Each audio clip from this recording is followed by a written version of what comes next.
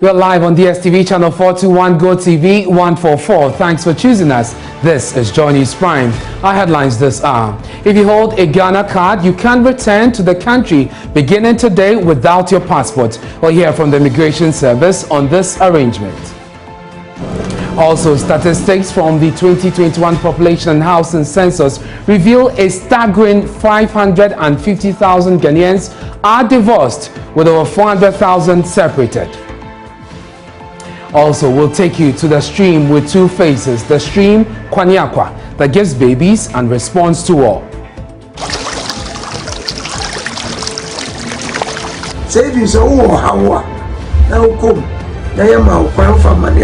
If you have a challenge and you perform the necessary rites, the stream will solve all those problems. At 8 p.m, Charles Aite will bring you 30 minutes of business. Charles, what can we expect? Well, of course, the Internal Audit Service is citing some state institutions for the misappropriation of COVID-19 funds, stating that it will move to prosecute them. We have details at 8 p.m.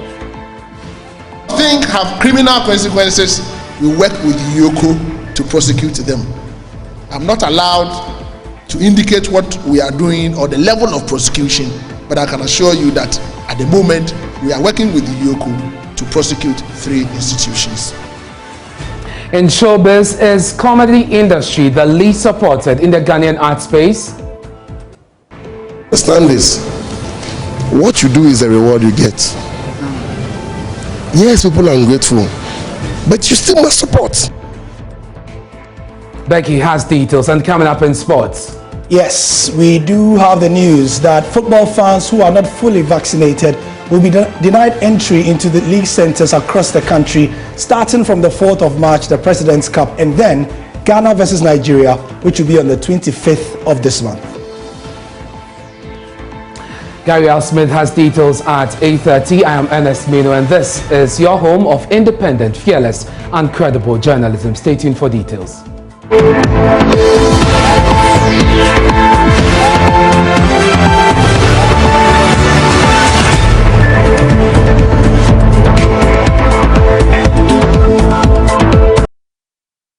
Hello again, thanks for choosing us. Now, from March 1, 2022, the Ghana card will be admitted at the airport as an e-passport when returning to the country. This according to the Ghana Immigration Service. Now, in a statement, the service notes that this has become possible due to the international recognition given the Ghana card as an international civil aviation organization compliant travel document.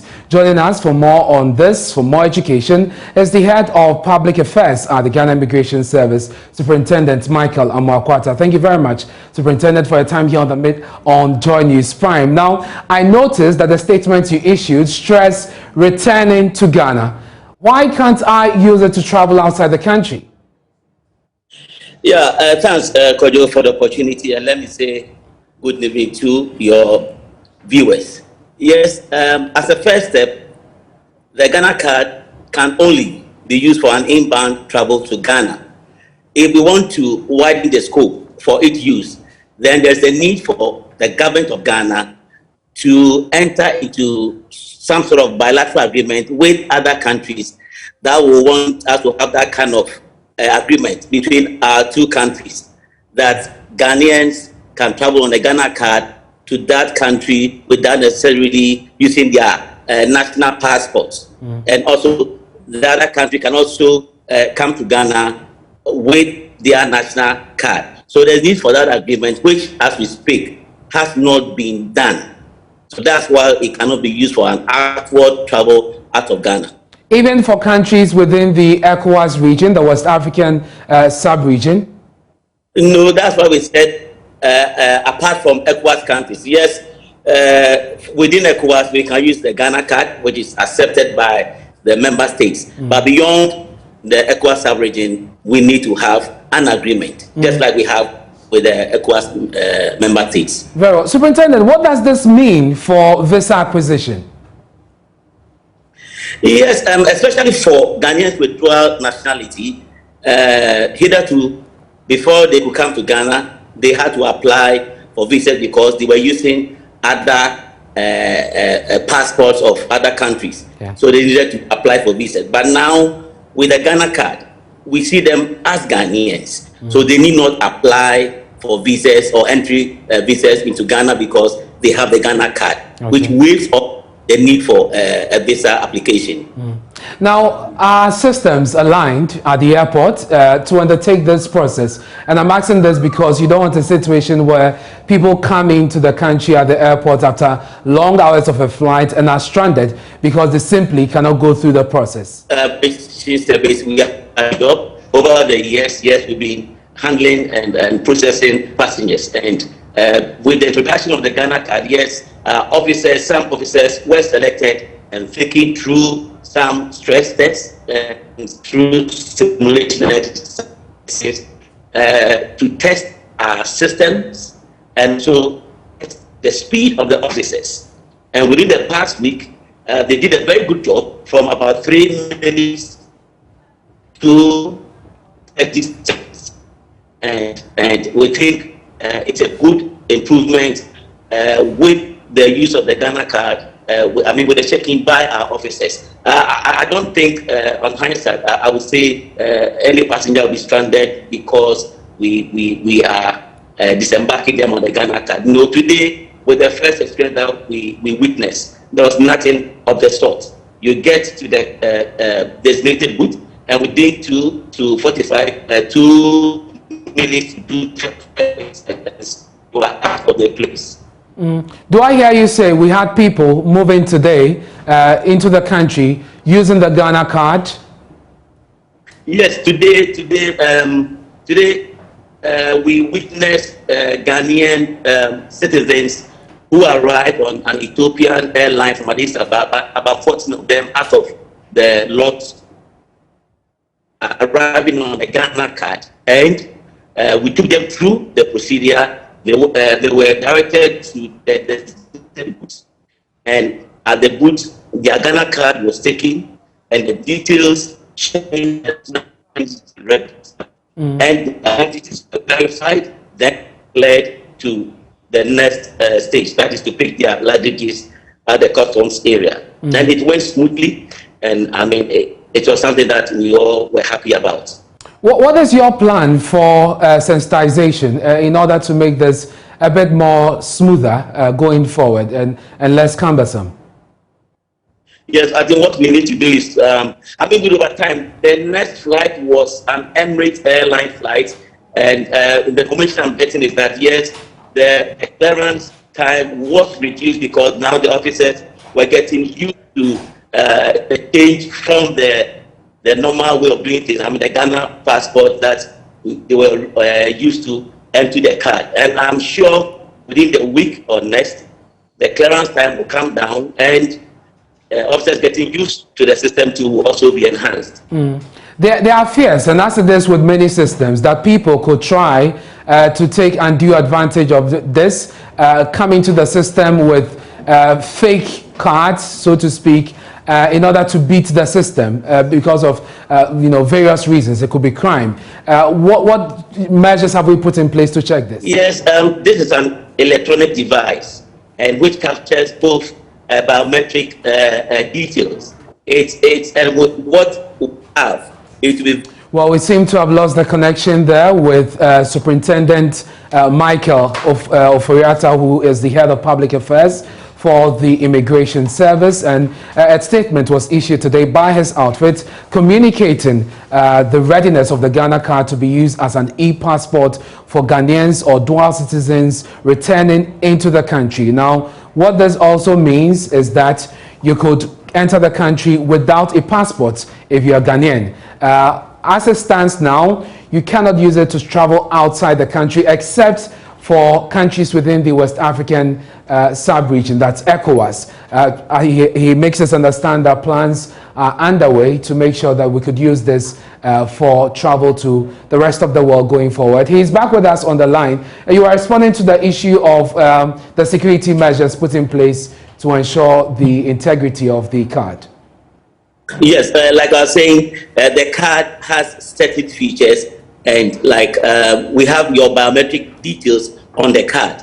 Yes, we know people may attempt to enter Ghana with such card, and also maybe for the benefit that they'll derive by not applying for visas or paying for visas, they may attempt to get themselves enrolled on the Ghana card. But then we have already issued a caution to all such persons that they shouldn't attempt to do that, because we have inbuilt systems to cross-check the identities of all such passengers that will arrive.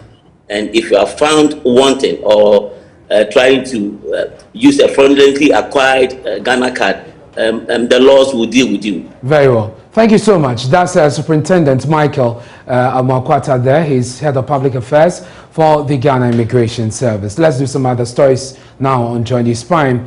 A recent extract from the 2021 Population and Housing Census reveals that a total number of Ghanaians who have had their marriages dissolved has seen a significant increase from 506,649 to over 550,000, translating into a percentage rise of more than 9%. That's between 2010 and 2021.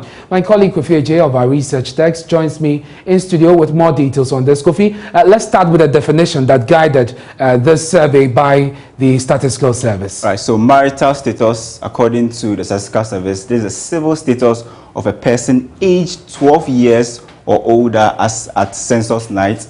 It may be one of the following cases: so informal, consensual union, living together, a person living together, in a marital union, but without civil or traditional recognition, and married under civil ordinance, customary or traditional, and Islamic rites, whether registered or not registered. So we know that the legal age for marriage is definitely not 12. Yes. But for the purpose of this census, they looked at 12. Why is that? Exactly. They look at 12 years because they wanted to lower the bar in order to capture child marriage. Exactly. But we all know that the legal age is 18 years. Yeah.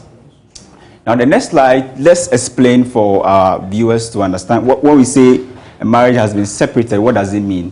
So we say a person who no longer has common living arrangement with the spouse, but whose marriage has not been declared customarily or legally dissolved. That's why we say your marriage has been separated. Okay. What about divorce? Is a person whose marriage has been annulled or dissolved either in a court of law, by custom, or has not been remarried. Now, this is a slide that is very interesting. Okay. So we talk about the population who are qualified for marriage, and that's 19.9 million Ghanaians who are qualified, to marry. And if we do the breakdown, it's interesting. And we have 42.1% of them already married. Okay. And then those who have never... So 19, that's almost 20 million people are qualified to marry. We have 42% of that already married. Okay. And then we have 39.6% of them who have never married. Yeah, exactly. Okay. So that's a big market for single people like you, Kofi, who are not married. And yourself. Okay. So 39.6%. Exactly. Okay. So now let's look at the topic of the day, which is divorce. That is, about 2.8% of the almost 20 million have been divorced, and then separated 2%, widowed 5.3%.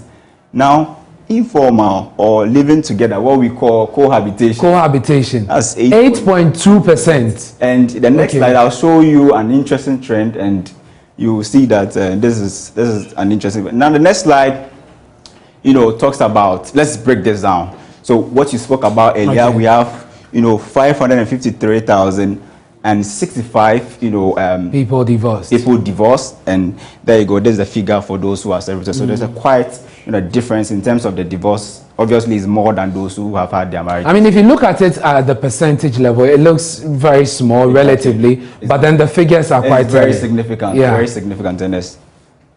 So the next slide also breaks down, this time around we are looking at only divorce. We are doing the gender mix. Okay. How many males, how many females do we have? And if you just take a quick glance, you realize that majority are females. So majority of persons who were, during census night who said captured as divorced. Yeah, exactly. Majority of them were females, which is 362,233 Ghanaians, and then for males, 190,000. Yeah.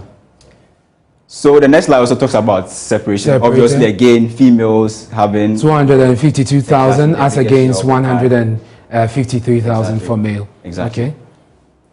So this is interesting. So we did a regional breakdown to see which region is leading in terms of divorce rates. So we saw that the Ashanti region is leading with 114,061. You're right, Ernest. So that's the highest, the leading region when it comes to divorce. And there's no region in the zone of 100,000 except the Ashanti region. What's the Greater Accra's? That's 80. Okay, so 80,000 for the Greater Accra region. Exactly, which makes it the second highest, followed by the Eastern region, 76, and Central region, 71. And the least being Ahafo region, 11,273. Now, this is what I wanted to show you, the next slide. Now, I want you to pay close attention to this.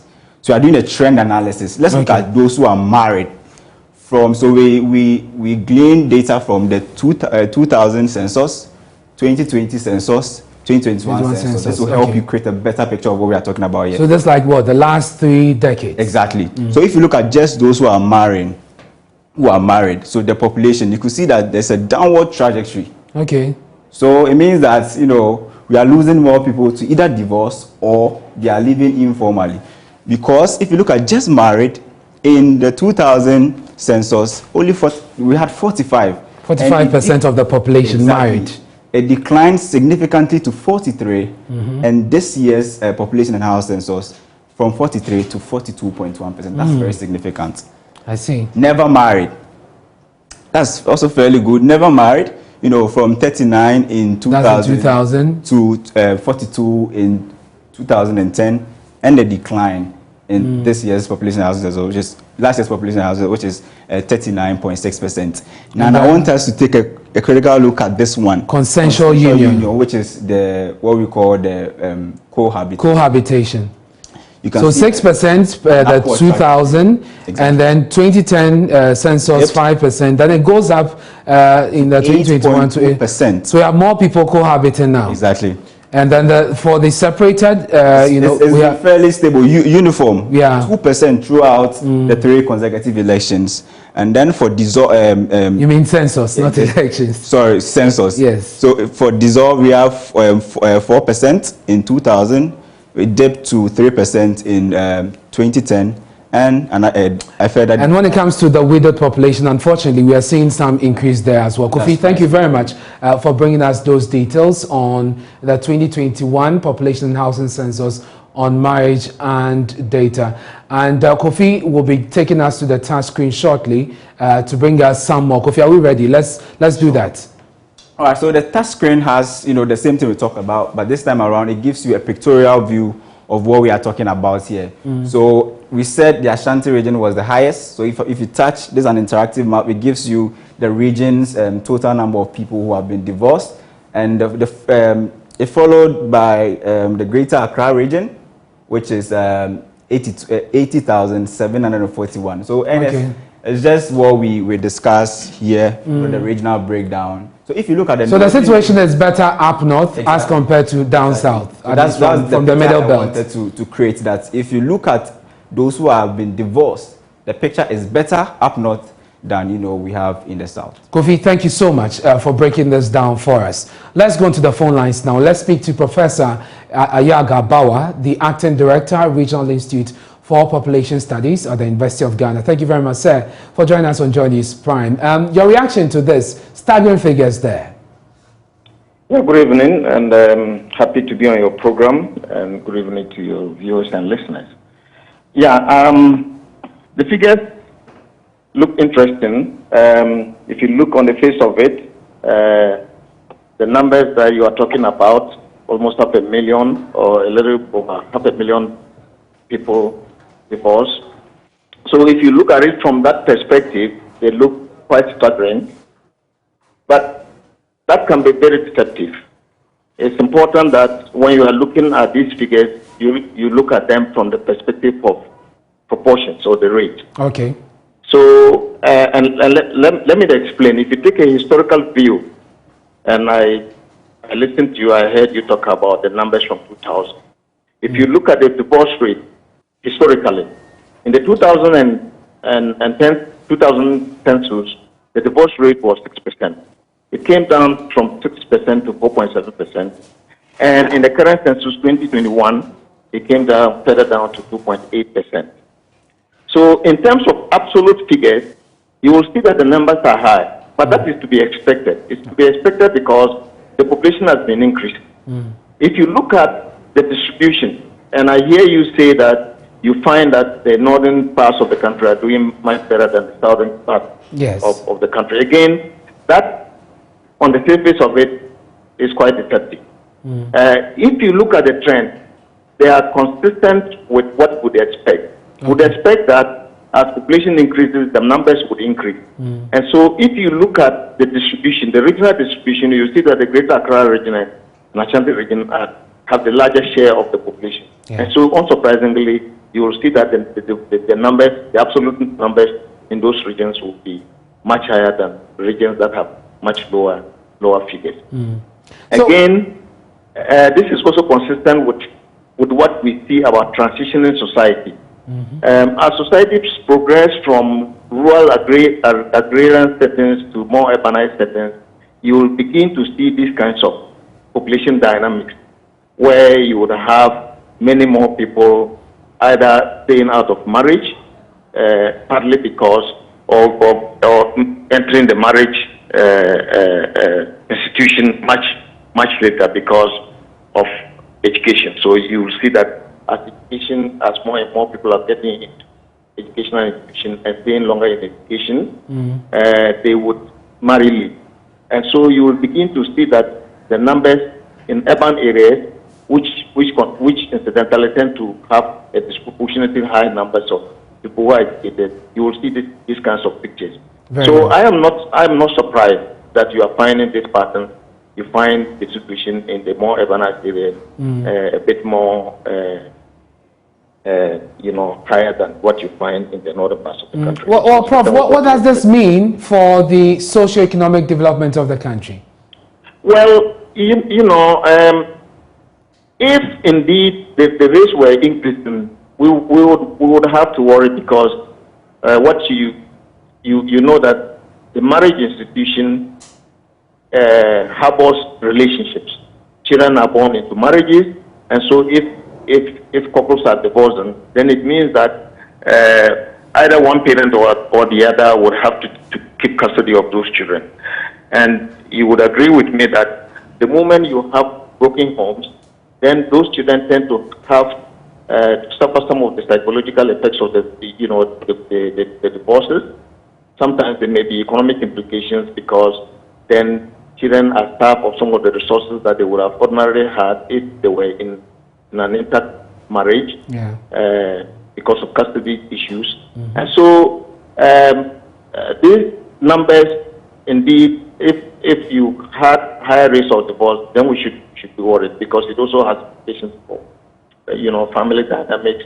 One of the things that as society get into more industrialized, urbanized settings, you begin to see some of this, partly because of high levels of education, the right issues of people getting to assert themselves and now being able to assert their rights, and so you begin to see some of these things and the potential for they have negative implications for development. Prof, I'm grateful for your time. That's Professor Yaga Bawa. He is the acting director of the Regional Institute for Population Studies at the University of Ghana. Let's catch a flight to a town in the eastern region. A huge tourism prospect lies unexplored in the ancient town of Etreso in the Achimansa district of the eastern region, a phenomenon the newly installed chief of the traditional area intends to change. The Kwaniakwa stream is a safe haven for sacred species of mudfish, some believed to have gold nuggets locked on their foreheads. But it is a taboo to harvest these fishes. Latifi Idris tells us why in the following report.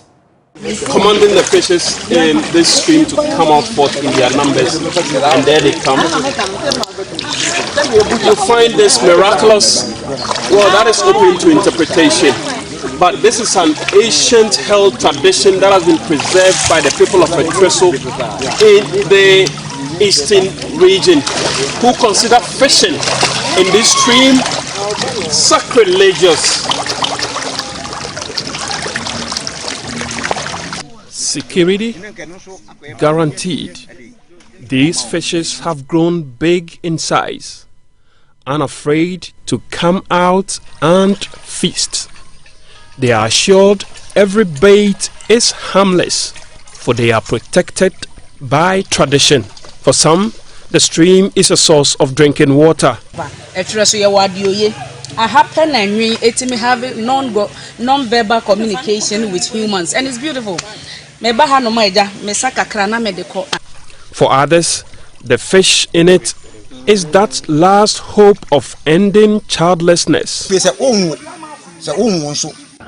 you are a woman in search of a child of your own and you perform the necessary rites, the stream and the fishes will bless you with a baby.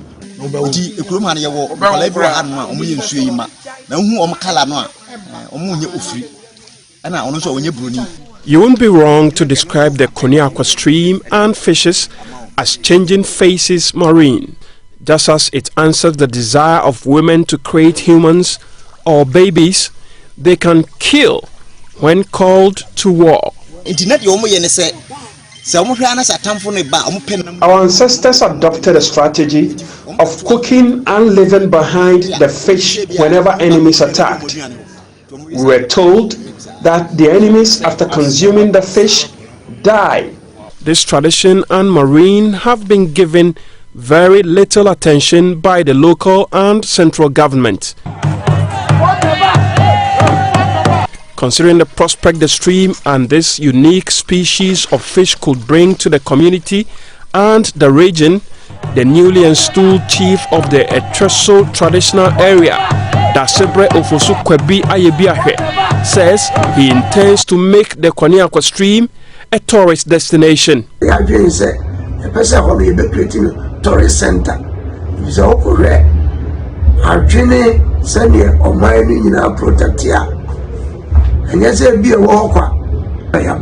Minister of Tourism. We want to make the stream a major center in the Eastern region.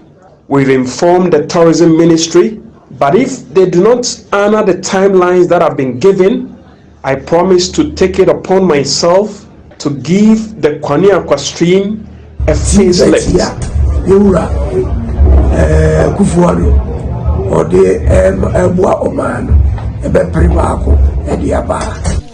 Unmonitored fishing is without a doubt contributing to the rapid depletion of many fish species.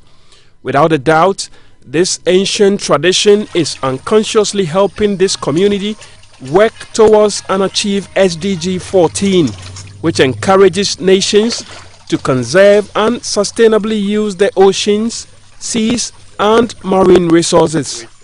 Well, I can hazard a guess and say that this evening there might be some households within this enclave who might have their dinner or supper without fish or any source of protein for that matter.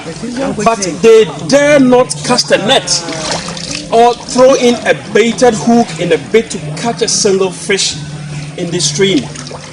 The tradition continues here in Etreso.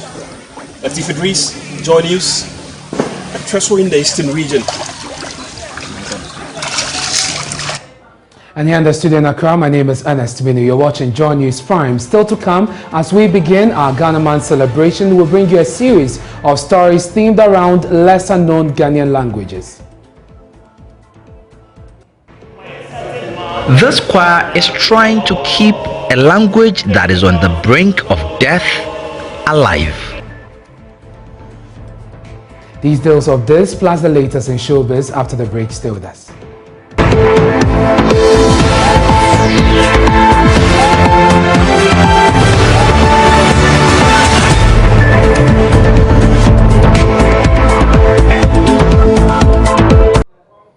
Thanks for staying with us here on Joy News Prime, and we begin our Ghana Month series this week with a series of stories themed around lesser-known Ghanaian languages. The Ahanta language, spoken in the Western region, is one of the languages identified as one at a risk of extinction, as many are unable to write or speak it. Through songs, a group is trying to keep the language on the minds and lips of people, especially those within the area.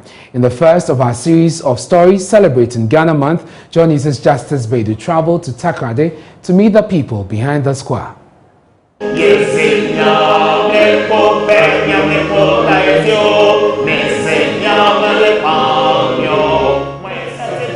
This choir is trying to keep a language that is on the brink of death alive. The Apua Youth Choir, founded by young men and women in this community just on the outskirts of Takoradi. This song they are rehearsing in the Ahanta language means God is the only one we know and He is all we have. Growing up in the locality, seeing my people or the grown-ups speaking Ahanta, it was great. Our children are speaking English more now than it was yesterday.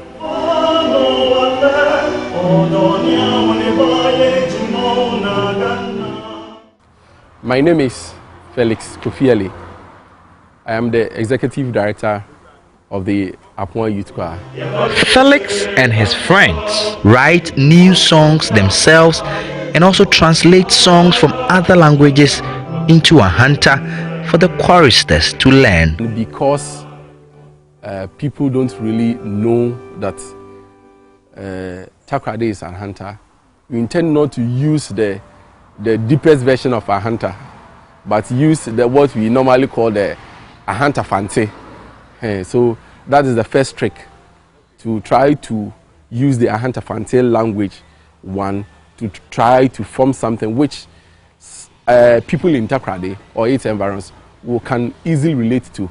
That will gradually bring the interest. We were not taught Ahanta when we were kids. So, especially when you get the language, you want to turn them up into the language itself. It's quite difficult.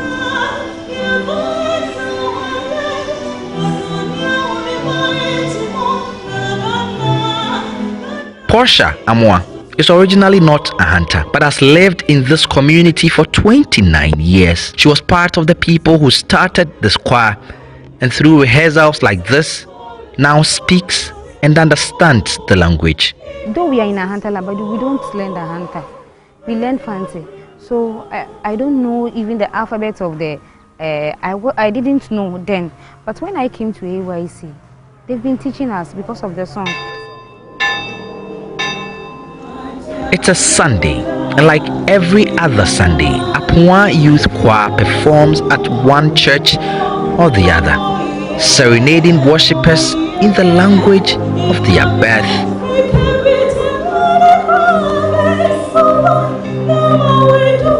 The Ahanta language, pronounced originally as Ayenda, is spoken by the Ahanta people who occupy the land in between the Proa and the Ankobra rivers, including Sekondi Takoradi, the western regional capital.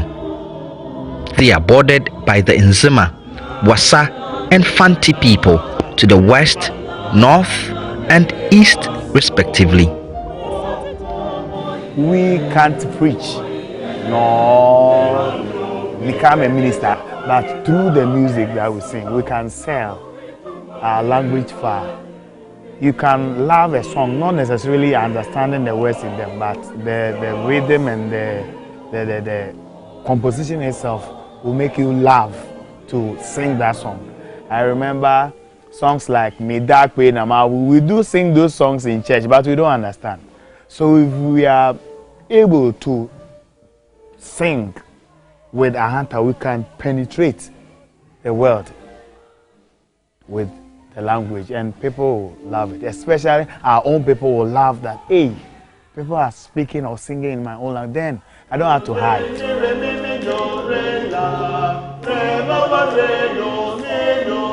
Like many of Ghana's lesser-known languages, Ahanta is not taught in schools.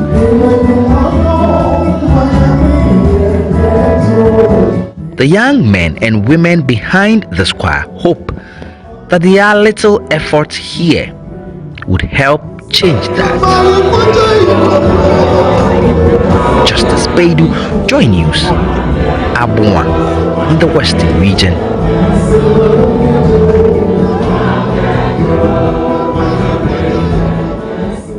You're watching Johnny's Prime. Still to come in Showbiz, we ask, is the comedy industry the least supported in the Ghanaian art space? This, what you do is the reward you get. Yes, people are ungrateful, but you still must support.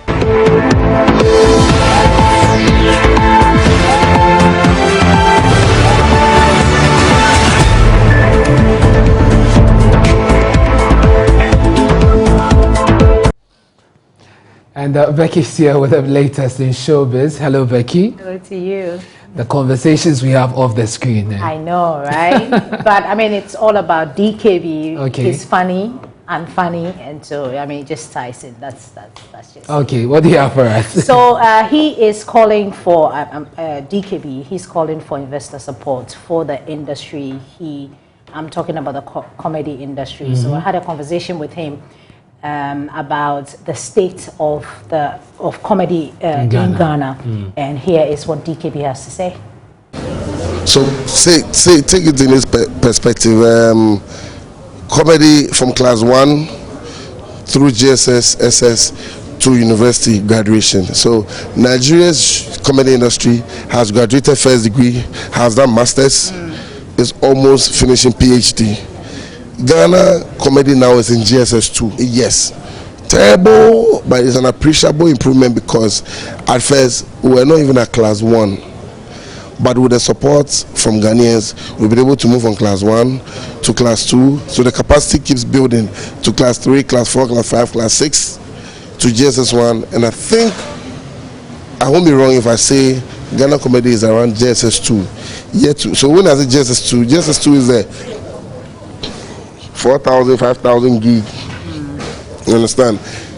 Where if any of the comedians will use a car cry, some Elantra or some Uber sized car, then secondary school above 10K. Then you see them with some CUVs like Honda CRV and all of that. Then the university one is where the Range Rovers, the G-Wagons like how do we get there? Let's just keep the support coming, pepe. And when we say keep the support coming, some people feel like they are not the ones benefiting from it, so they won't support. Fine, no problem. God always finds a way to put or get you in contact with a family member who wants to be a comedian. DKB right there. It's the analogy for me. If you were not a comedian, I won't understand. But I'm not a comedian. No, I'm talking about DKB. Yeah, yeah. But they need support. You have Definitely, they do. You have a lot of money. You should, invest in the comedy industry. Well, they should bring a proposal. We'll look at it. Okay. DKB, did you hear that? Well, let's talk about Ghana Month as part of celebrating Ghana Month. I know that there's a series of things happening on the Joy News channel. So for Joy Entertainment, this is what we're doing. We're asking all the celebrities where they're from and what's unique in their region. So my colleague Ibrahim Bembako spoke to Kofi Nti. Remember Kofi Nti? Yeah. And here is what's unique about his region. I know you were in Kofi for a very long time. Are you from Kofi? Yeah, no, me fear Ebri. Eastern, but they say Eastern region. Eastern region. Yeah. What makes your region unique for you in your own point of view? I think one is our festival. Okay. Like Eastern region, let me say, like a Kwapem, like we all the time we celebrate Ujra. That's Ujra festivals. Eti do so will be a befi. Memfa me krume bri. Any example Monday no. Ebefifi obi abefi villages no mone ade mo to kwan beba bisua kai na no mone ade chia am say ebe kwan himfi akochia, and the next day no akonfo ne ade no be toto eto ne ade am say purification o mo toto eto gukromo ne ade no mo ambekọ ye wo baby o these tools ne ade no nkonwa no e won sache to ambekọ akofa nkonwa no de ade de aba, then Friday no be do jams. It's the whole week, like festival. And I'm for Beji and is Saturday na dance bar and gardens one by a deba. Okay. Kofi Nti right there. You should know that he has an album coming up. After the long absence. Yes. So we're looking. Fingers crossed for that. We're looking for it. But congratulations to Miss V because she performed for the Grammy. That's a natural girl, Miss V. Thank you very much. Beautiful. Thank you for Showbiz. And that's it for Showbiz. Up next is World News.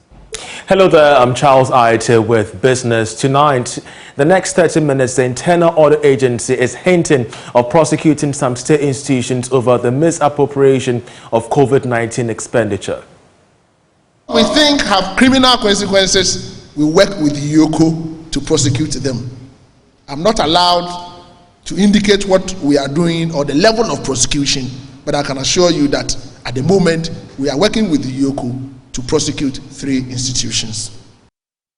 Also, how are Ghanaian traders being impacted by the Ukraine-Russian conflict?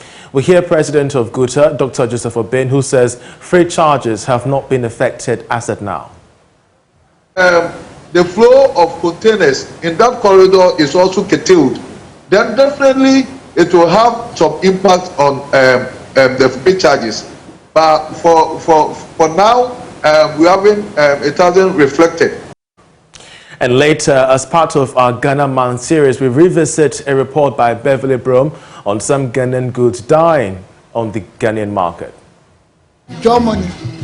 It's a blessing to eat in an earthenware bowl because of its sand component. But now people prefer to use blenders, and the sale of earthenware bowls has gone down.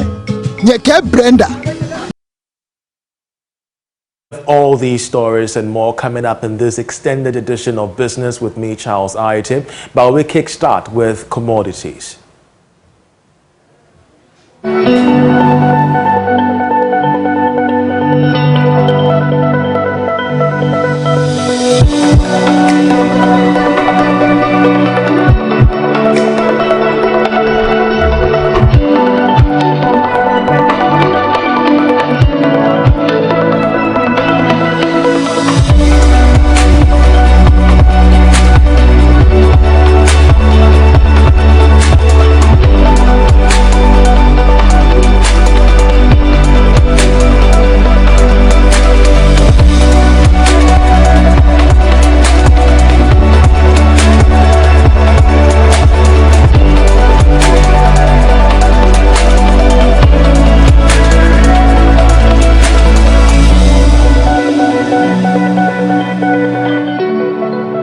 That's today's commodities. Let's now start with our first story. Russia's aggression on Ukraine has attracted severe economic sanctions from the West and the EU, as economists warn of dire effects on trade, including freight charges. But Ghana's trading community denies claims that Ukraine's situation will see a hike in freight charges in the country. Take a listen to Dr. Joseph Obin, president of GUTA, who spoke earlier on the marketplace. Most of our people price their trade in the Far East. In that case, the impact will be minimized. But for those who apply their trade in Europe, especially because the impact in Europe is very high, and that one will definitely affect those traders who apply their trade in that corridor. So it depending on where you are applying your but overall. Coming from the wake of the COVID, where logistics became a problem to induce the prices of freight charges. If the flow of containers in that corridor is also curtailed, then definitely it will have some impact on the freight charges. But for now, it hasn't reflected. But if it continues and it curtails the flow of the containers to the Far East again, then it will happen like it happened in the COVID, the peak of the COVID. It means that we are going to have problems with logistics such as containers. Yeah, and then for the general economy, you know that once this thing is impacting on fuel prices, government will then have to have more cedis or dollars to go and buy this forest. And then, you know, we are about to settle our the foreign exchange program, but now this has also come to play, and this is what make businesses shake at this time. Yeah. But beyond this, in what particular way has the current conflict impacted Ghana's trading community?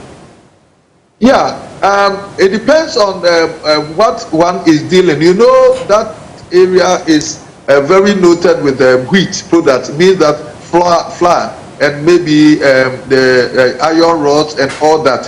So depending on the items that come from that corridor is going to affect negatively on those who ply their trade through that corridor, especially with wheat-related items. We do know that one particular factor that is really having a toll when it comes to the Ukraine-Russia conflict is that of crude oil prices. The prices keeps, plummeting around the world, impacting fuel prices here in Ghana. And tonight, oil marketing companies say that they feel much more abandoned by government amid the global surge in crude prices, impacting fuel prices back home. Already, these OMCs hint of increasing petrol and diesel by 3% and 4% respectively in response to the rising cost of the commodity on the world market. Brent crude is currently selling at $103 per barrel, the highest in the last 7 years. And in line with the deregulation policy, the OMCs are expected to adjust prices in the coming days. Well, Joy News is learning that petrol could witness a 4.6% increase, moving a litre to 8 cedis 12 pesos, while diesel will sell at 8 cedis 25 pesos. Well, the weakening cedi against the dollar, global demand, and the ongoing Russia-Ukraine conflict have been blamed, as I stated earlier. But take a listen to Duncan Amoa, Executive Secretary of COPEC, who has been explaining to me the impact this is having on the industry. There's a lot of pressure on OMC capital as far as we talk to them or interact with them. The increase on the international market, together with the depreciation of the cedi, means that if you could buy 40,000 metric previously, now you could do about 30,000 because everything is so high. Yes, they are trading funds. Probably has not seen that corresponding increase. So there's quite a squeeze on their part. They are doing everything they can not to pass on the full effect of these increases, but clearly somebody has got to take a shave at some point, and sadly it will come down to the consumer who would have to pay more at the pumps eventually. What the government seems to be very excited about is the revenue inflow. What the government fails to get is that this is going to hurt the government itself way much more than the revenue that it thinks it is saving currently. Government, as we have pointed out, continues to buy from the same market we all buy from. They do not import fuel. And so once OMC prices go up, it means that their consumption figures would also go up. Revenue that they are probably saving would all be used to buy fuel for the police, for the security agencies, for the executive, legislature, the judiciary, who also deserve fueling. I'm talking of Article 71 office holders across board would equally have to consume, and government would bear the brunt thereafter. Let's now talk about the development in the upstream industry, because Ghana's petroleum production is likely to face threats if measures are not put in place to review the country's laws guiding the industry. That's the warning from the Public Interest and Accountability Committee after assessing 10 years in petroleum revenue management in the country. We have more in this report. Increased conservation on energy transition from fossil fuel to clean energy is likely to affect the country's revenue from the oil and gas sector. The report also highlighted some regulations that need to be reviewed in local content in order to cater for the African Continental Free Trade Agreement. Giving some highlights to launch the report on Ghana's 10 years in oil production, Chairman of the Public Interest and Accountability Committee, Kweku Adofrimpong, called on stakeholders to intervene as soon as possible with reviews to both policies and regulations in the petroleum sector. But remember, Africa AFCFTA, when they come in, those members, whether they are Ghanaians or not, they also become local. Then we have energy transition. The emerging energy transition also affected the upstream petroleum industry globally, and Ghana is no exception. And then we have a problem or challenges under licensing. The energy transition poses real challenges to competition competitive bidding as a default system of the licensing. Hence, there's the need for fundamental relook at the way licensing is to be done in the future. These are their findings. Responding to some of the recommendations, a Deputy Minister of Energy, Andrew Ejapamesa, admitted that although there may be challenges, work has begun to correct most of the concerns raised. If we're dealing with local participation, okay, local content and local participation, there are provisions that relate to entities that are incorporated in Ghana, and there are regulations that deal with Ghanaian participation. And so, yes, any company that is incorporated in Ghana is Ghanaian, but there are provisions that deal with Ghanaian who then incorporate companies that are Ghanaian, and the level of participation that those entities can. I don't have the detail here, but I'm saying that adequate provision has been made to ensure that Ghanaians and non-Ghanaian but Ghanaian registered entities, including those that come under the AFC, FTA, are all catered for. The report also revealed that Ghana earned about $6.55 billion from oil and gas production by the end of 2020. To our top story, the Internal Audit Agency has hinted of prosecuting some state institutions over the misappropriation of COVID-19 expenditure. According to his Director General, Dr. Eric Ojo-Asai, his outfit is working with the Economic and Organized Crime Office, EOCO, to fast-track the processes for the prosecution. He called for the merger of performance and financial audit to track COVID-19 spending across the country. More from Ghana Anti-Corruption Coalition Public Forum, of which we have this report. Speaking at the Ghana Anti-Corruption Coalition Public Forum on the accountability gap in the COVID-19 responses of Ghana, the Director General of the Internal Audit Agency, Dr. Eric Ojo-Asai, pledged his outfit's commitment to ensure accountability in COVID-19 expenditure. We also set up at the agency audit report review panels. Now in 2021, we started receiving internal audit report from the internal auditors as far as COVID expenditure audit is concerned. We started reviewing them in 2021, and some of the expenditure areas were revealing. Areas where we had challenges, we do a follow-up. A team is sent to the field to go and then validate. Those we think have criminal consequences, we work with the EOCO to prosecute them. I'm not allowed to indicate what we are doing or the level of prosecution, but I can assure you that at the moment we are working with the EOCO to prosecute 3 institutions. My difficulty is that most of the key institutions that are supposed to police public expenditure as far as COVID is concerned are using financial audit. You can track the money would go, but did it make the impact? Member of Parliament for Ketu North, James Kluche Aveji, also said Parliament will continue to look into the infractions in the COVID-19 expenditure. Well, our constitution is very clear that whenever monies are voted for projects, to account for it, there must be an auditor to audit it as an independent body. And the findings of the auditor must be communicated to Parliament. The Parliament will then debate the reports and, where necessary, to form a committee to do a follow-up.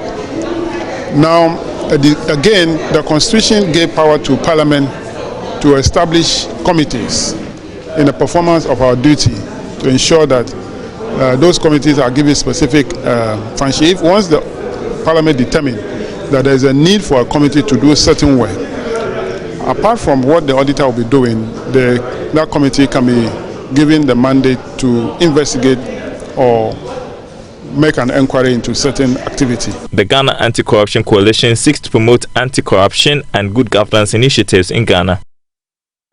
Now, the Institute of Internal Auditors has indicated its readiness to work together with the Internal Audit Service for effective resource allocation. According to the president of the Institute of Internal Auditors, Harriet Ekua-Karikari, the move will facilitate and improve quality services. She says syncing with the Internal Audit Service will enhance efficiency and accountability in the management of resources in the public sector. She made this known at a ceremony to launch the rebranding of the Institute. We have more in this report. The rebranding of the Institute of Internal Auditors is to help the organization evolve and adapt to meet the changing needs of members, stakeholders, and the profession as a whole. President Harriet Ekwia-Kakari said the institute will empower internal auditors to enhance their value addition to impact the profession and the society. Our members like it because it comes with good remuneration. So our members want the service, and I believe that it will enhance the profession as well.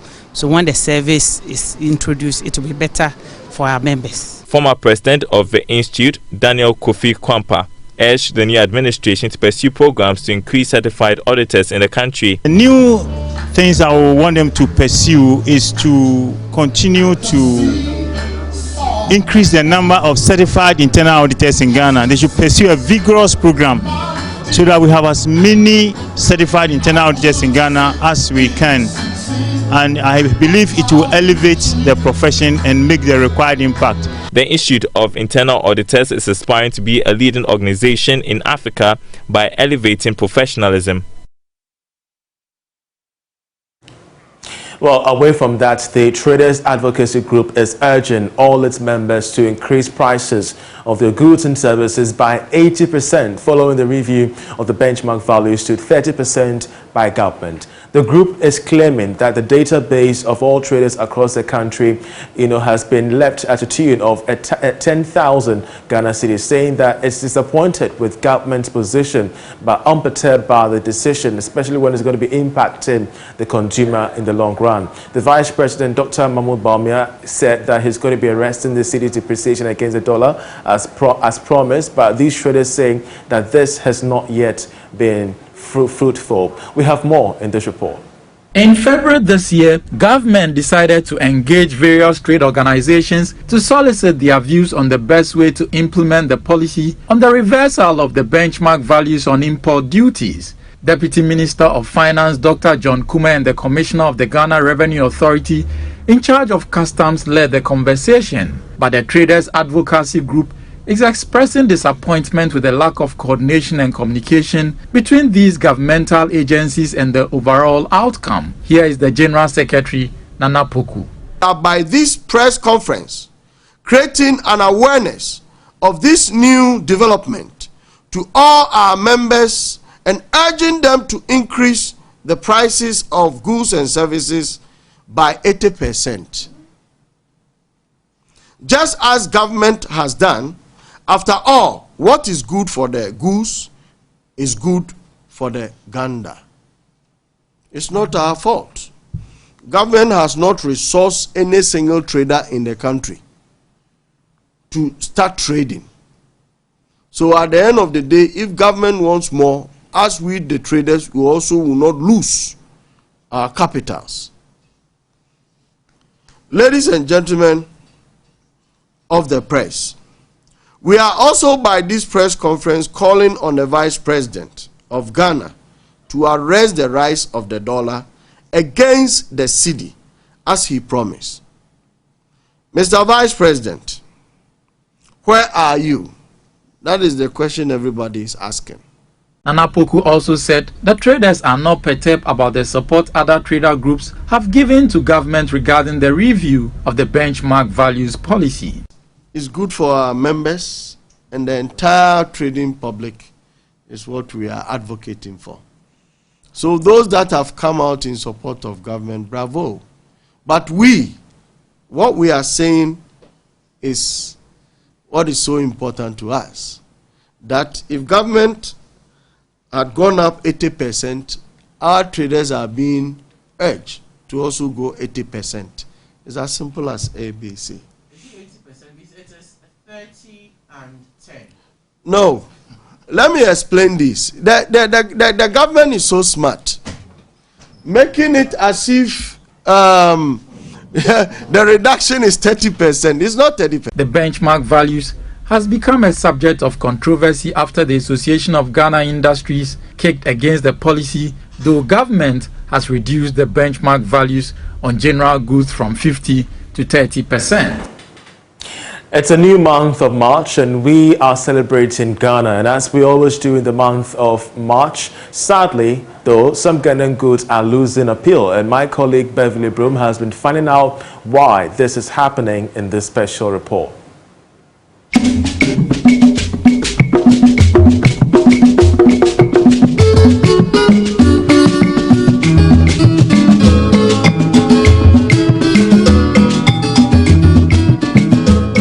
Were the most sought after products from way back.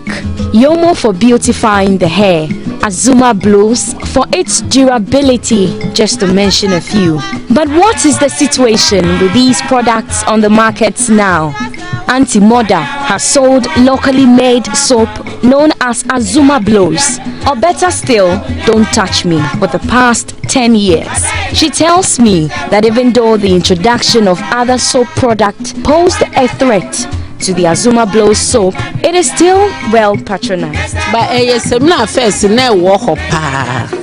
But later now it used to be a very popular soap until new products were introduced to the market. But this time, sales is not bad at all due to the expensive nature of the small soap. It leaves clothes very clean when it's used for washing. Bar operators also buy it more.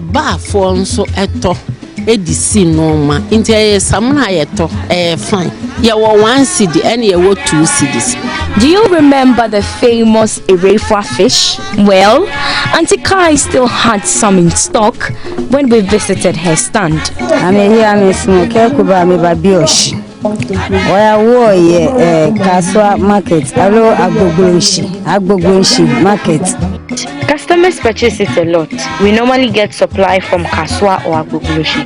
It comes at a particular season and goes off the market until after 2 to 3 years. It is normally used to prepare groundnut soup or ambishi. Iba sani beko.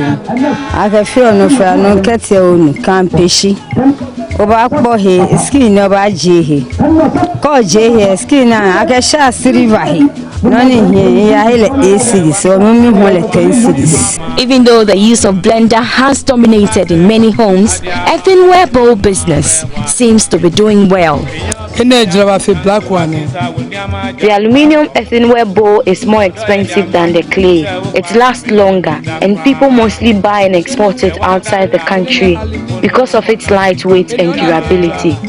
It is still very popular in the market. I work outside.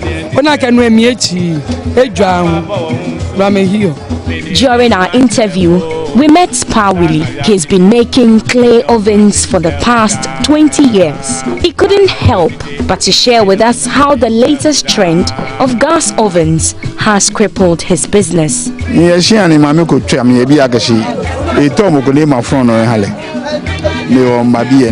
I came to Malamata Market because a woman called me to build a clay oven for her. She was asking me why my business has gone down, and I told her it's because people have adopted a new way of baking bread with gas ovens. It has really crippled my business. I am advising that we go back to our traditional way of baking bread, which is healthier. For the Queen Mother of Malamata Market, Asafwanye Obedei II, she blamed the media for making our local product unpopular.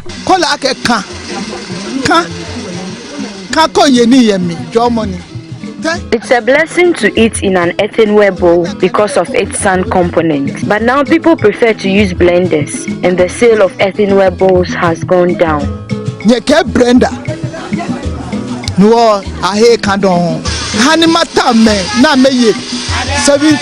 Many people beyond 70 apply dye to their hair, but our traditional dye, known in the Ga parlance as Yomo, has been rejected. Rather, we prefer the foreign product.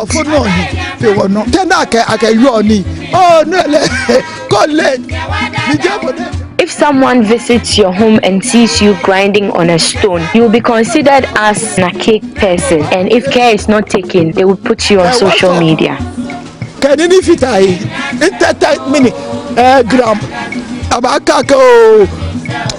19th century person. The media is killing us. We are just begging the press. Let's go back.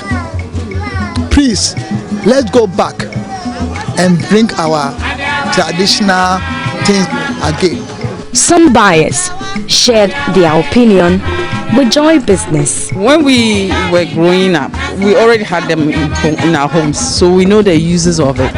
But we don't go out of our way to go and buy these. And I trust we'll take a cue from this to eat Ghana, wear Ghana, and feel Ghana this Ghana month. That's how we end business with me, Charles Ahanta. But I'll leave you with international business stories, after which we have an extended version of sports with Gary L. Smith. Do stay with us.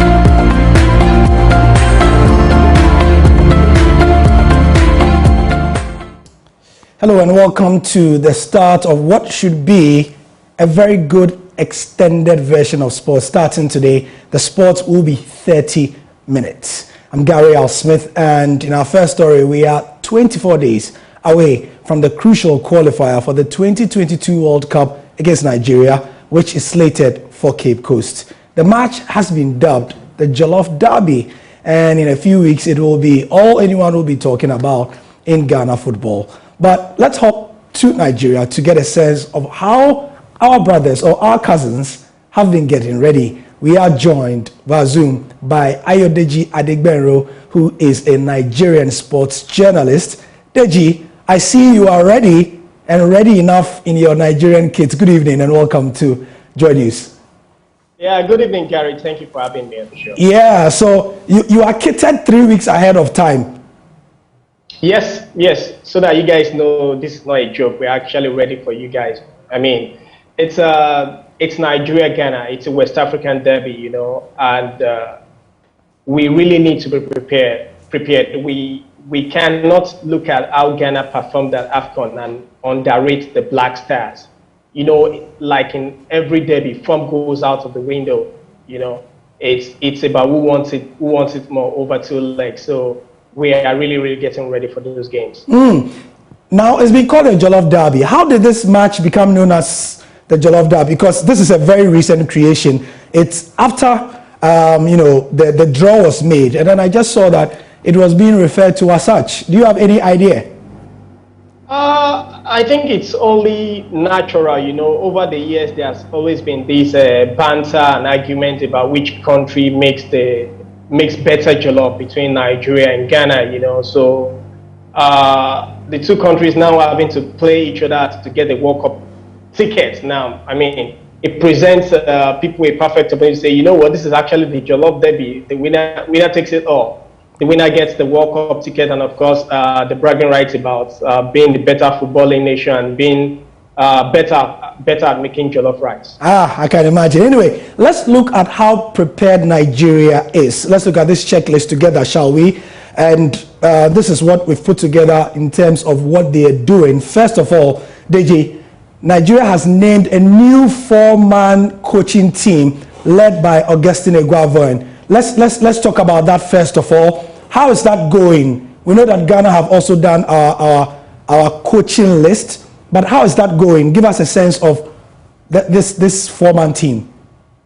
Well, I mean, this all started from when our former coach, Genoro, was fired a few days before the commencement of the AFCON that held in Cameroon. And Austin Eguavoen, who is the technical director of the federation, who has been in and around the team for about 18 months, was drafted in to take charge of the team just for AFCON, because at the time NFF had actually gone ahead to announce Jose Pacero as the substantive head coach of the Super Eagles, who was supposed to take over after AFCON and be in charge for the playoffs. But Eguavoen did a good job with AFCON with limited preparation, even though we crashed out in the round of 16 against Tunisia. He sort of brought back the love Nigerians had for the Super Eagles. So he put the NFF in a quagmire. They couldn't just throw him out at that point. So they had to go with him. So what they had done is they basically rejigged the team that took the coaching crew that took the team to AFCON. They've added Emmanuel Amunike, who is now the head coach. Austin Eguavoen is supposed to be technical advisor. Joseph Yobo retains his place. Paul Aigbogun has gone back to the office because Paul Aigbogun used to be deputy technical director. And of course, Terry Guaji has been removed as well. So right now we have Austin Eguavoen, Emmanuel Amunike, Salisu Yusuf, Joseph Yobo, and of course Aloy Agu as goalkeeper coach. Interesting. Nigeria are doing, a very similar thing to what Ghana are, going for ex-players with very big reputations for this game as well. So that's just the first thing Nigeria have done.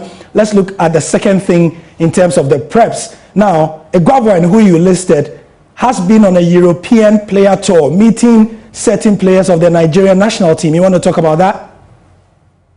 Yeah, sure. He was in England, where a bulk of the team is based. He was at Leicester, actually, where he met the Nigerian contingent at Leicester, Wilfred Ndidi, Kelechi Iheanacho, and of course, Lukman Ademola, who just got his nationality switched from England to Nigeria. And the day he was at Leicester, Leicester was playing a team from Denmark, Randers, right?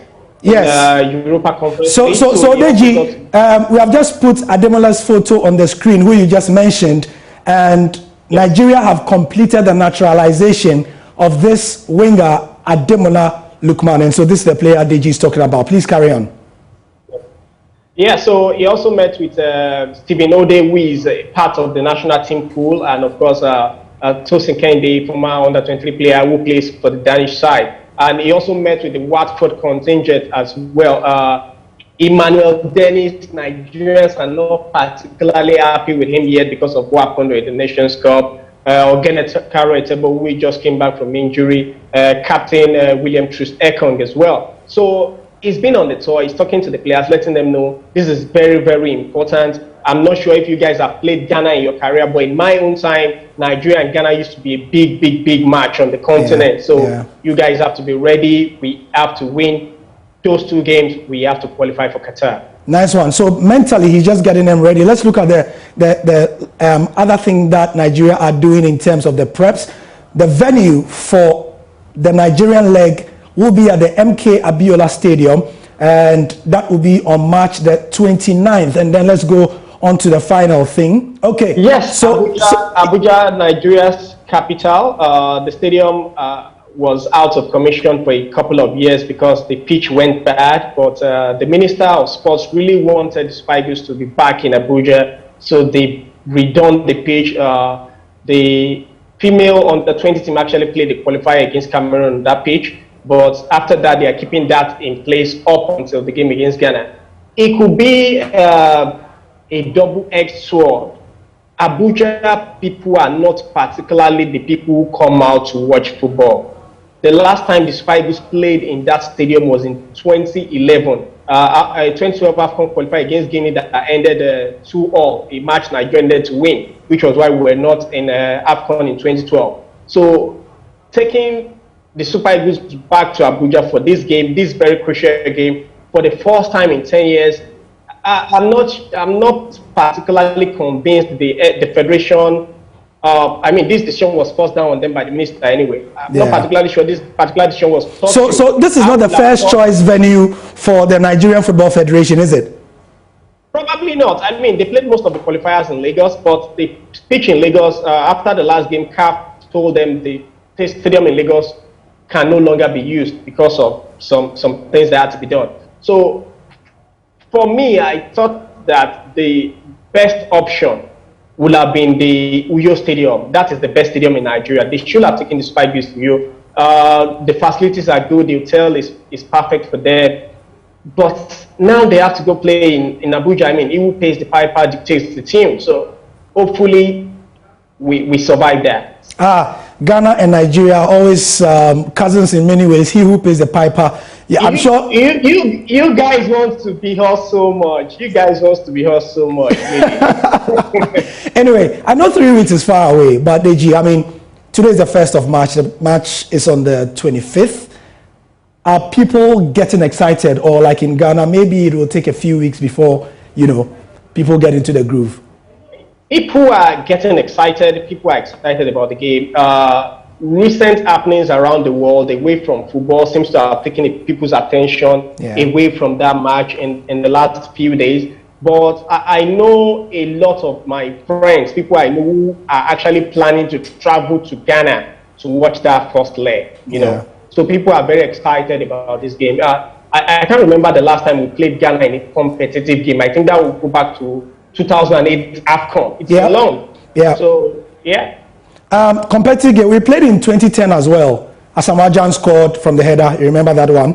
From a corner, and then Asamoah Gyan scored. So we played in 2008 and then played in 2010 as well, and then Asamoah Gyan scored. So that was I'm still pained about the 2008 defeat, so I don't remember that 2010 game you're talking about. It's understood. Selective amnesia. Thank you. Thank you, Ayodeji Adegbero, for your time. And we'll be counting down to this as well. Ghana, Nigeria, the Jollof Derby, they call it. And I think that name, I've been told, was given by Daniel Amokachi. He called it the Jollof Derby Fair. So he gets bragging rights for that. But anyway, you know, when Ghana and Nigeria meet at almost anything, it's a big deal. And knowing this, the authorities in Ghana want to ensure safety during the first leg of that encounter at the Cape Coast Stadium. A few hours ago, the Sports Ministry issued a statement saying essentially, no vaccination, no entry.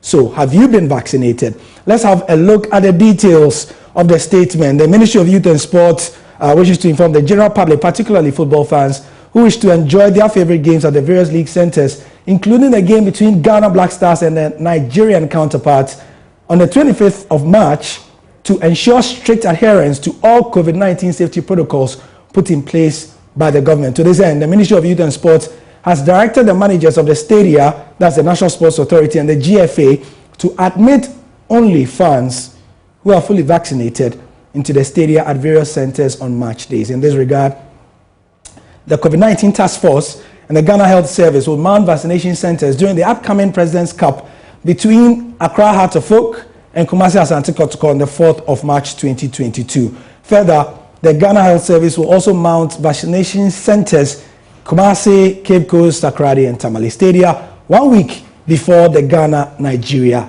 derby. All right? You've been given ample time. If you are going to Cape Coast for the game, please have your vaccination card. 3 weeks, and you know there are a lot of places around the country where vaccination is being done. So, if this no vaccination, no entry in football thing from the ministry sounds familiar, that's because it is familiar. And you may have recently heard it here on Joy News.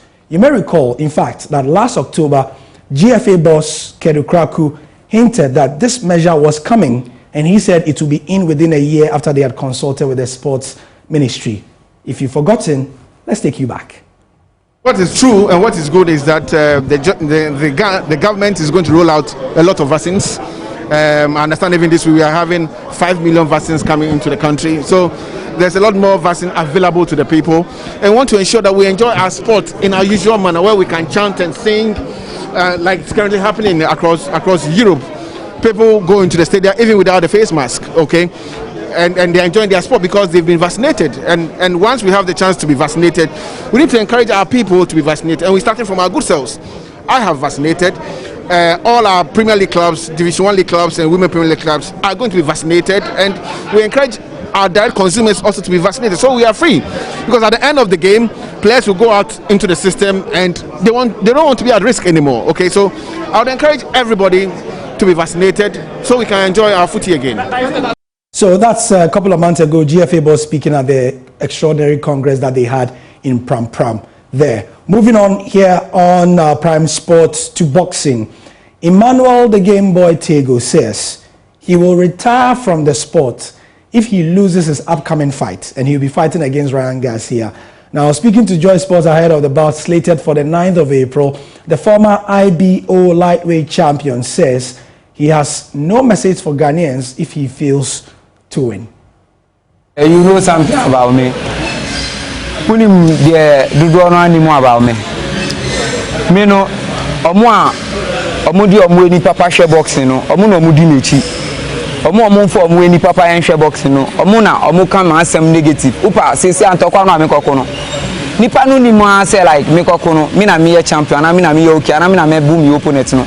Ya kun wi ado ubeti say we ni onye din we wo say they be I see me onye din maku 33 fighters always me prove me wrong. And see I don't know the reason why they be a man for doubt to me no. And sometimes nipa no betimi hu say we ntimi me I was you we give me ntimi no. 80 fans no mo your reality o mo di mechi no mo no mo nim de wo me mu and o mo nim de like betimi I and sometimes me appreciate me fans ketua no maybe e be a fans no o mo your fake no mo bra crap o mo no mbe ma e bebo me no. Eti me minimum say we are me fans now we are old fans I know you minimum we are fake or mo ba be join no because who need option uncrofo no ya bu obia Ghana no me pe na embu me o mo pe say embu me keke mo fia mo to ayi mi na ke ayi me ne keke no ja me cause man ayi mi bia ne no ba na fans ni mana onyo yi mi boxing ni mi ke ma keko no mo ni anu ka ayi mi npa boxing because in be no ni ma ke fans say if you're saying that if you lose this bout, you're out. You're not fighting again. No, ni make wa ke ka yimi. Inle no ni ma ke fans. Inle no ni ba wa ke family ke nyami me. Ke nyanjo me. Wo ipa.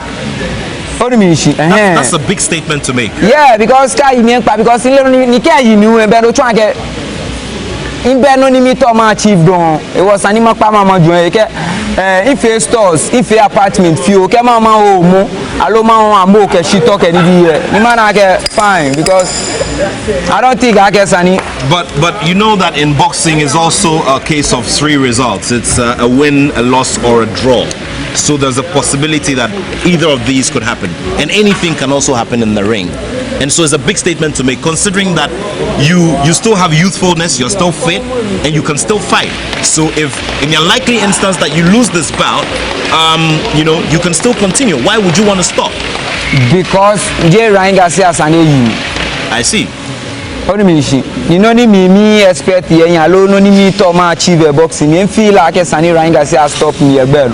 If I can stop me again, no decision ma take no just anima pa boxing because if I say no ni manima fe. Le Ryan Garcia lenche e choose me sha me like am enjoy me. What do you mean? Me no money no pressure be no. Me ni yo I get ma chule ma. Boy me to e ba ma me na kan chule boy. Ona no money no. Only no ni me promise Ghanaian expect. You will no penny care by a non power boxing because you will buy a champion for a champion. Too much less than any word there left in Chemi position and fine. She mini magic obey ni game mini. Touch on Game Boy. Touch on Game Boy. Touch on Game Boy. Say my name again. Game Boy. Say my name, Gary. Anyway, still talking boxing. The maiden edition of the National Boxing League has got underway, and the Ghana Boxing Authority is confident the competition will produce world champions for the country. Communications Director of the GBA is Mohammed Amin Lamte, and you're speaking to Nathaniel Ato on Sports Today earlier. The main objective for the Boxing League is to try as much as practicable to reposition boxing and to also try as much as we can to rebrand our boxes and offer them the needed platform for them to exhibit what they have, and that can easily protect them to become world champions. Now they have to go through the process as national champions, Commonwealth champions, African champions, and then the world champion. The league is meant to give the boxers the opportunity for them to get themselves active in boxing, because when you go to training, there is no competition, there is no activity. If you are not careful, it will render you a rusty boxer. So this is just an opportunity that is going to let the boxers understand that they have a lot to offer. It's also going to help them to shape their career. It's also going to help the trainers and the promoters the chance to understand what is going on with regards to their boxers and the vision and mission of Ghana Boxing Authority. Well, let's also talk about the quality of the fights that have been seen so far, especially on fight day one. Rate the quality, as against the amount of time that some of these boxers have had to remain away from the ring due to, inactivity, ring rust, and, lack of as many promotions as one would expect. Very well. If you look at what happened the first night, we were very shocked ourselves. It's just like football league. And when you start the league, you have nothing to pick among the teams that are competing. For this professional boxing league, we have 12 boxing gymnasium participating. So the first night, we expected that most of them might not bring out their best boxers. But the first night was what happened. And I'm saying that coming Saturday, on the 5th of March, we have top fight. We even have one national championship that is coming up on the bill. So still with us on the new and improved Prime Sports, and just so you know, from today, the belt will be from 8:30 until the end of the bulletin. No more 10 minutes before 8 and after 8. Moving on, in the Ghana Premier League, Asante Kotoko forward and the man of the moment, Frank Mbella Etuga, has been named as the NASCO Player of the Month for January. Etuga, who is the leading Ghana Premier League scorer, scored 5 goals in January. The Cameroonian forward was also adjudged most valuable player in 2 matches. Now, Etuga was adjudged winner after beating off competition, that's for the Player of the Month, from Yawana of Ashgold and Umar Bashir of Kerala FC. So, can we have a look at the goals that made him the Player of the Month for January? Frank Mbella Etuga's blistering form in January saw him beat off competition from Ashgold's Yawana and Kerala United's Umar Bashiru for the January Player of the Month award in the Ghana Premier League. For the February Player of the Month award in the Ghana Premier League, the Cameroonian youngster won 2 Man of the Match awards while finding the back of the net 5 times, including the hat-trick against Ashgold, which represented 62.5% of the club's league goals in January. Since making his debut, the forward has scored 13 goals, which translates as the most league goals in the top flight, 2 above Idana Stars forward Bright Ejay. Etuga is looking to eclipse House of Oaks Ishmael Ado's record of 22 goals in a single Premier League season, which was set in 2001. With 13 league goals already, the Kotoko striker is 8 goals away from equaling the landmark and could shatter the record should he add 9 more to his current tally. And with the form Etuga is currently showing, he looks set to break the record as he leads Kotoko's charge for a 25th league title. Etuga of Asante Kotoko. And if you are a fan of statistics and extrapolation, at the rate at which Mbella is scoring, if he continues, he will end up with 28 goals at the end of the season. That will be something, wouldn't it? Anyway, speaking of Asante Kotoko, and you might have seen quotes and heard the chief executive officer of the club say that he needs 100,000 supporters to contribute $100 each, and he will build a stadium for the club in 18 months. So this is what he said. He said anyone who pays $100 for Asante Kotoko Stadium project will have his or her name and date of birth on a block in the stadium forever. That is ambitious, isn't it? So we are getting some reactions. First from Kotoko Express editor, former editor of Kotoko Express, Jerome Otri. He's backing the initiative to be a success. Very ambitious, but I have to say that it is doable, predicated on a number of factors.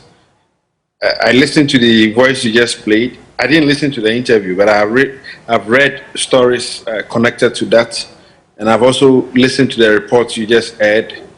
And I mean, from every indication, this is doable, but it's predicated on a number of factors. If the club can get those factors right, then this is feasible. All right. In fact, that is why some of us have advised that we have to step down a bit on the excitement, because you see, just as you put it, the important thing, the key thing will be how to organize the supporter.